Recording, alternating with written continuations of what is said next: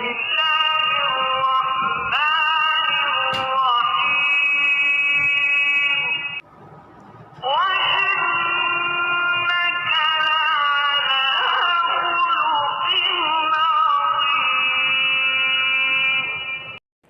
علیکم ورحمۃ اللہ وبرکاتہ۔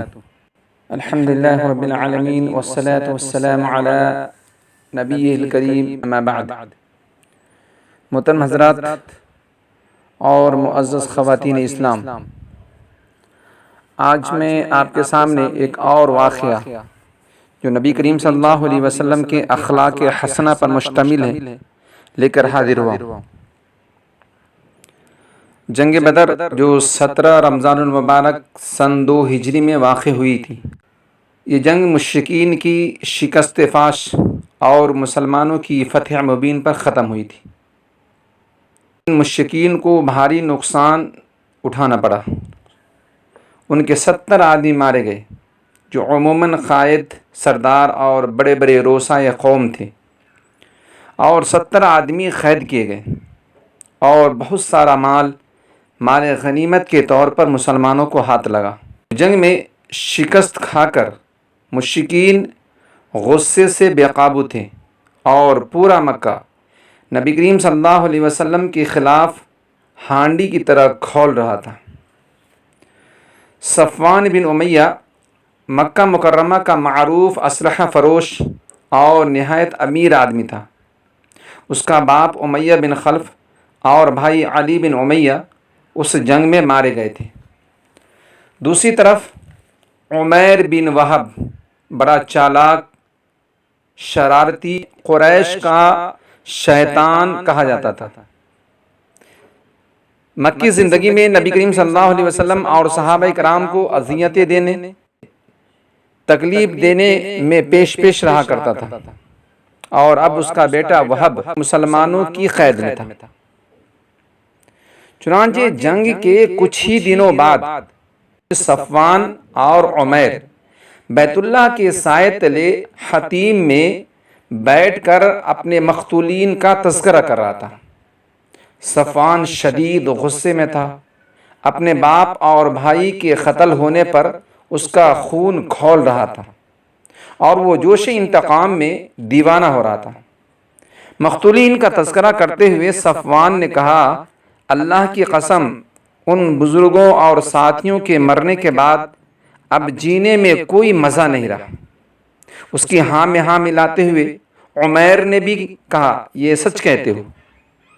اگر مجھ پر قرض نہ ہوتا اور یہ خوف نہ ہوتا کہ میرے مرنے کے بعد بچوں کی دیکھ بھال کرنے والا کوئی نہیں ہے، تو میں فوراً مدینہ جا کر محمد صلی اللہ علیہ وسلم کو قتل کر دیتا، کیونکہ میرے وہاں جانے کی ایک وجہ موجود ہے، میرا بیٹا ان کے یہاں قید ہے۔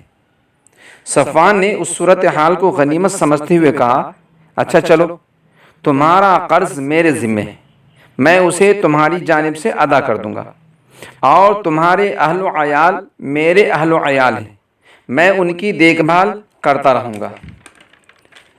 عمیر نے کہا، اچھا ٹھیک ہے، تو یہ بات سن لو کہ اب میرے اور تمہارے درمیان جو بات ہوئی ہے اس معاملے کو صیغہ راز میں رکھنا۔ صفوان نے کہا، ٹھیک ہے، میں ایسا ہی کروں گا۔ اس کے بعد عمیر گھر آتا ہے اور اپنی تلوار پر سان لگاتا ہے اور زہر آلود کر کے پھر مدینہ کی طرف نبی صلی اللہ علیہ وسلم کے قتل کے ارادے سے چل پڑتا ہے۔ وہاں پہنچ کر ابھی مسجد نبوی کے دروازے پر اپنی اونٹنی بیٹھا ہی رہا تھا کہ حضرت عمر رضی اللہ تعالی عنہ کی نظر ان پر پڑتی ہے۔ عمر رضی اللہ تعالی عنہ دیگر صحابہ کرام کے ساتھ مسجد کے اندر بیٹھے ہوئے تھے، اور بدر کا تذکرہ ہو رہا تھا، بدر کی باتیں ہو رہی تھی کہ کیسے اللہ تبارک و تعالیٰ نے اپنے فضل و کرم سے ہمیں عزت و وقار بخشا اور کفار کو ذلیل و خوار کیا۔ عمر رضی اللہ تعالی عنہ نے عمیر کو دیکھتے ہی کہا، ہو نہ ہو اللہ کا یہ دشمن کسی خطرناک ارادے سے یہاں آیا ہے۔ پھر فوراً آگے بڑھ کر کے اس کے گلے میں لٹکتی ہوئی تلوار کے نیام کی پٹی سے اس کی گردن دبوچ لی اور اسے گرفتار کر کے رسول اللہ صلی اللہ علیہ وسلم کی خدمت میں لے کر حاضر ہوئے۔ رسول اللہ صلی اللہ علیہ وسلم نے جب یہ کیفیت دیکھی تو فرمایا عمر چھوڑ دو، اور پھر نبی کریم صلی اللہ علیہ وسلم نے عمیر سے فرمایا کہ آؤ قریب آؤ۔ وہ قریب ہو کر کے کہا آپ لوگوں کی صبح بخیر ہو۔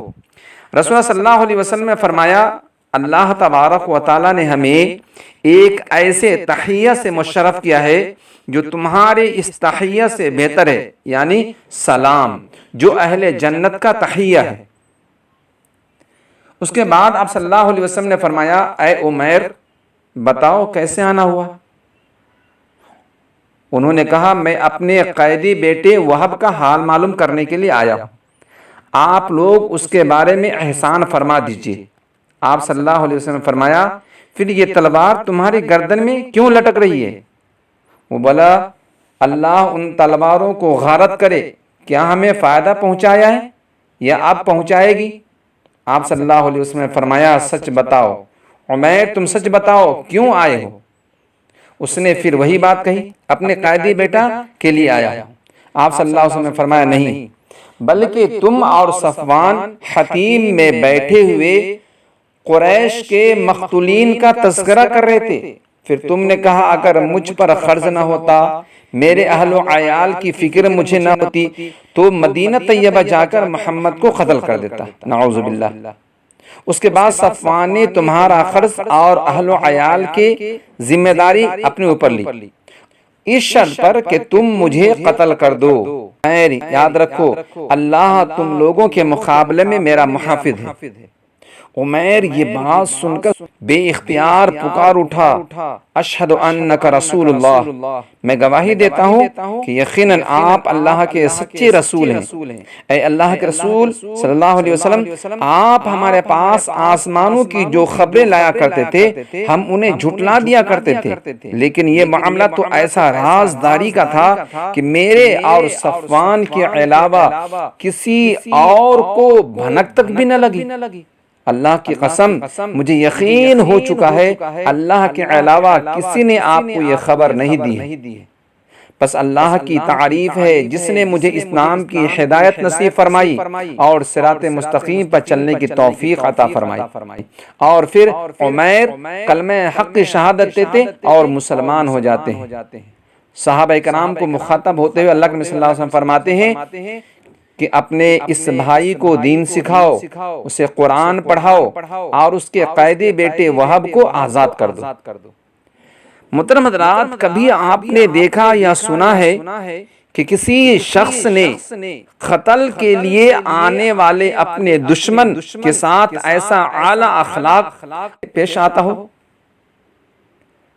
یہ صرف اللہ کے نبی صلی اللہ علیہ وسلم کے اخلاق حسنہ ہیں، یہ صرف اللہ کے نبی صلی اللہ علیہ وسلم کے کردارانہ صفات ہے کہ آپ ہمیشہ فراخ دلی سے اپنے دشمنوں کی غلطیوں کو معاف فرما دیا کرتے تھے۔ یہ صرف اللہ کے نبی صلی اللہ علیہ وسلم کا اعلیٰ اخلاق کا نمونہ تھا کہ آپ صلی اللہ علیہ وسلم نے خندہ پیشانی اور فراخ دلی سے اپنے جانی دشمن کو بھی معاف کر دیا کرتے تھے، اور ہمیشہ اپنے حسن اخلاق سے لوگوں کے دلوں پر راج کیا کرتے تھے۔ عفو کرم آپ کا بہترین خصوصیت تھی۔ آپ صلی اللہ علیہ وسلم ہمیشہ عفو کرم سے پیش آتے تھے اور درگزر کیا کرتے تھے۔ عفو کرم ایسا کہ وہ شخص جو آپ صلی اللہ علیہ وسلم کو قتل کرنے کے لیے آتا ہے، ان کے جرم کے بارے میں آپ کو معلوم تھا، آپ صلی اللہ علیہ وسلم اس کی کرتوت کی اور اس کی حرکت کی سب خبر رکھتے تھے، پھر بھی آپ صلی اللہ علیہ وسلم نے ان کو معافی نہیں کرتے ہیں بلکہ ان کو معاف فرما کر اپنے ساتھیوں میں شامل کر لیتے ہیں۔ وَمَا أَرْسَلْنَاكَ إِلَّا رَحْمَةً لِلْعَالَمِينَ، یقیناً آپ سراپا رحمت ہے سارے عالم کے لیے، ساری انسانیت کے لیے۔ عمر رضی اللہ تعالی عنہ عمیر کے بارے میں فرمایا کرتے تھے لَخِنْزِيرٌ كَانَ أَحَبَّ إِلَيَّ مِنْهُ حِينَ طَلَعَ، جب عمیر مدینہ آیا تو وہ مجھے خنزیر سے بھی بدتر لگتا تھا۔ وَلَهُوَ الْيَوْمَ أَحَبُّ إِلَيَّ مِنْ بَعْدِ بَنِيَّ، مگر اسلام لانے کے بعد یہ مجھے اپنے بیٹوں سے بھی زیادہ پیارا لگنے لگا۔ حضرت عمر رضی اللہ تعالیٰ عنہ اپنی گزشتہ حرکات پر نادم تھے، اس کرنے لگا اے اللہ کے نبی صلی اللہ علیہ وسلم میں اپنے جرم کی تلافی کرنا چاہتا ہوں، آپ مجھے مکہ بھیج دیجئے اور میں مکے والے کو دین کی دعوت دوں گا۔ چنانچہ اللہ کے نبی صلی اللہ علیہ وسلم ان کی خواہش پوری کرتے ہیں، پھر وہ دین حق کے داعی بن کر مکہ مکرمہ پہنچے اور دین کی تبلیغ کرنے میں مصروف ہو گئے، اور بہت سارے لوگ ان کے ذریعے مشرف اسلام ہوئے۔ اللہ رب العالمین سے دعا ہے کہ اللہ تبارک و تعالی ہمیں اور آپ کو بھی نبی کریم صلی اللہ علیہ وسلم کے اخلاق حسنہ کے واقعات سے اپنے سبق حاصل کرنے کی توفیق عطا فرمائے، اور اپنے دشمنوں کو فراخ دلی سے معاف کرنے کی توفیق عطا فرمائے، آمین یا رب العالمین۔ وآخر دعوانا الحمدللہ رب العالمین، والسلام علیکم ورحمۃ اللہ وبرکاتہ۔ رہے نام اللہ کا، وہی ہمارا حامی و ناصر ہے۔